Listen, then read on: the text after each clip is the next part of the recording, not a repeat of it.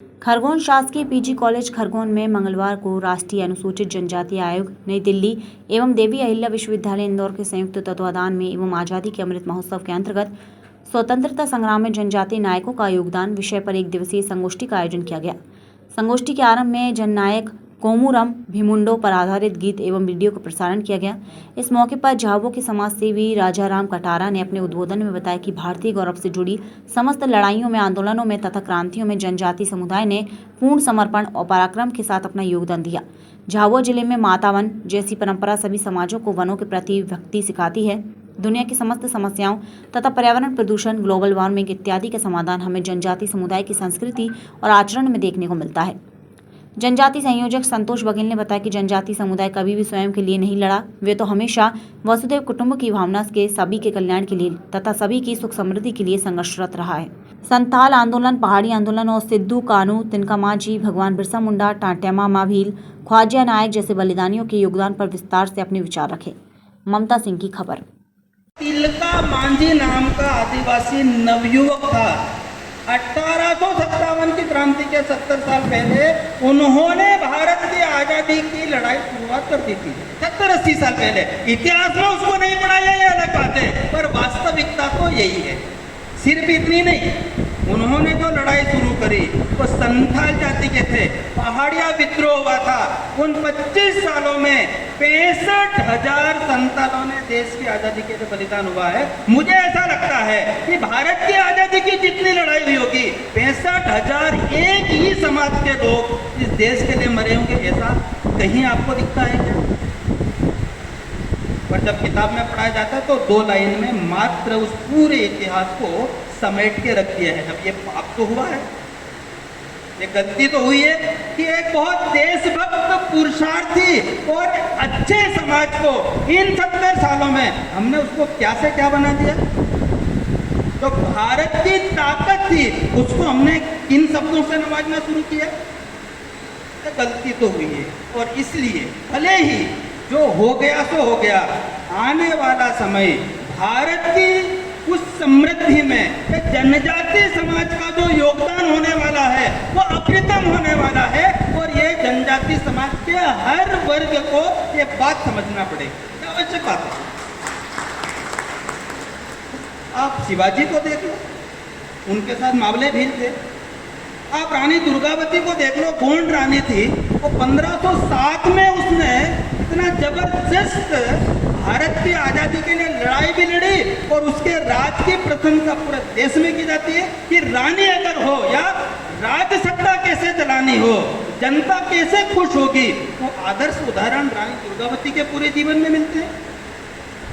इसके लिए यह गर्व का विषय है कि भारत की आज़ादी के 75वें अमृतकाल के दौरान जनजाति समाज के लोगों को अपने इतिहास से सारोकार होने का मौका देता है। मुझे ऐसा लगता है कि भारत के ज्ञात कालखंडों में अगर हम देखेंगे तो ध्यान में आता है कि हर एक कालखंड में जनजाति समाज की अपनी भूमिका रही है। जनजाति समाज की जो स्ट्रेंथ है, उनकी जो संघर्ष गाथा है, उनके जो महापुरुष है, उनके जो जीवन मूल्य है, यह आज देश के लिए एक ताकत बनकर उभर रहा है। इसलिए मुझे ऐसा लगता है कि सारे लोगों का यह जो सकारात्मक प्रयास है, यह जनजाति समाज में आत्मगौरव की अनुभूति देगा। जनजाति समाज के पढ़े लिखे वर्ग को रिसर्च करने का मौका मिलेगा। जनजाति समाज की जो वास्तविकता है वह देश के सामने जाएगी। और मुझे ऐसा लगता है कि जनजाति समाज भारत की समृद्धि में अपना बड़ा योगदान दे सकता है। जनजाति समाज का इतिहास देश के सामने आना चाहिए।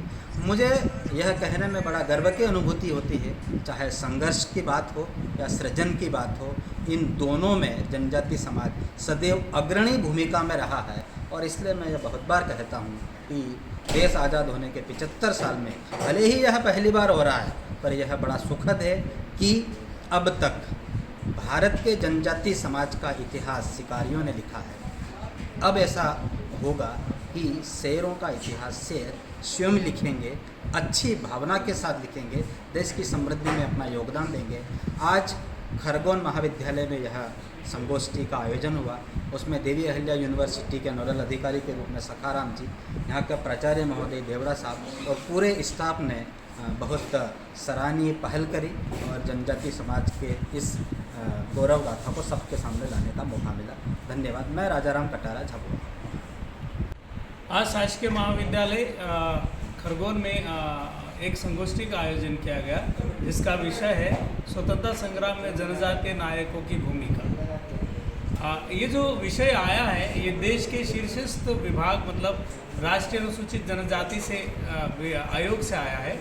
और आयोग की मंशा ये है कि इतिहास में स्वतंत्रता संग्राम में जिन भी अनुसूचित जनजाति नायकों ने योगदान दिया है वो उनके योगदान को कहीं पर भी लिखा नहीं गया है, और वो लिखा जाना चाहिए और सही लिखा जाना चाहिए। उद्देश्य ये भी है। तो ये संगोष्ठी पहले विश्वविद्यालय स्तर पर पहले आयोजित हो चुकी है सितंबर अक्टूबर में, जिनमें IIT, IIM, एम्स या बड़ी बड़ी विश्वविद्यालय में ये संगोष्ठी का आयोजन किया गया।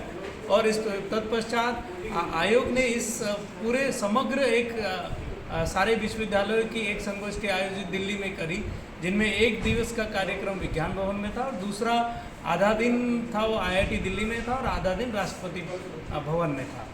तो ये उद्देश्य के साथ ये जो संगोष्ठी हो रही है अब ये महाविद्यालय स्तर पर हो रही है, जिनमें इसका उद्देश्य यही है कि उच्च शिक्षा में जो शिक्षक हैं या उच्च शिक्षा में जो छात्र लोग पढ़ाई अध्ययन कर रहे हैं उन्हें इस क्षेत्र में शोध करने के लिए प्रोत्साहित किया जाए, उन्हें शोध करने के लिए संसाधन प्रोवाइड किया जाए।